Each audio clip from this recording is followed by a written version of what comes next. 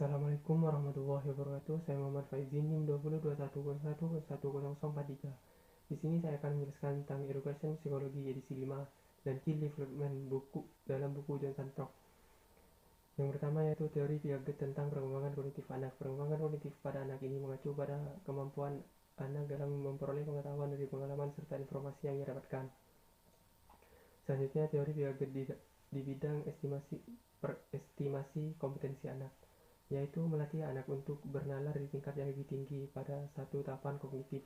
Selanjutnya, teori Vygotsky tentang perkembangan kognitif anak. Vygotsky mengungkapkan tentang teori perkembangan yang berfokus pada kognitif anak dalam berbagai hal yang sulit untuk anak kuasai.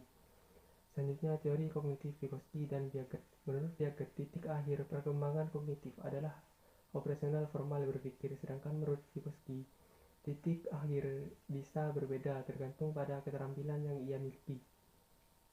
Selanjutnya, pandangan Piaget tentang anak prasekolah. Menurut Piaget, tentang anak prasekolah tetap saja tidak memiliki kemampuan untuk melakukan apa yang mereka sebut operasional. Selanjutnya, tahapan operasional beton yang berlangsung pada anak usia 7-11 tahun. Di tahapan ini, anak sudah bisa menalar secara logis. Selanjutnya, tahapan operasional formal yang mengacu pada anak usia 11 tahun sampai 15 tahun dan berlanjut hingga dewasa. Selanjutnya, teori kognitif sosial kultural. Piaget berpendapat bahwa anak-anak secara aktif membangun pengetahuannya sendiri. Selanjutnya, teori pemrosesan informasi.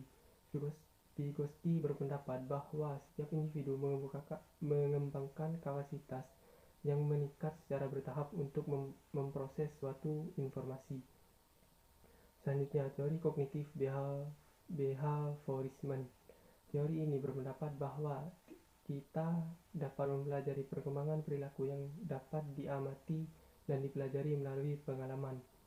Selanjutnya, kondisi operasional Skinner, yaitu konsekuensi dari suatu perubahan perilaku untuk menghasilkan sebuah penghargaan.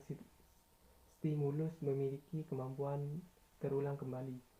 Selanjutnya, teori kognitif sosial Bandura. Menurut Michel, teori kognitif sosial Bandura ini menyatakan bahwa perilaku, lingkungan, dan kognisi merupakan kunci dalam faktor perubahan.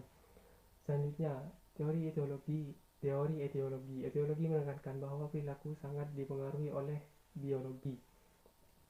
Yang terakhir, teori ekologi. Teori ekologi lebih menekankan pada faktor lingkungan yang memiliki implikasi penting untuk memahami perkembangan.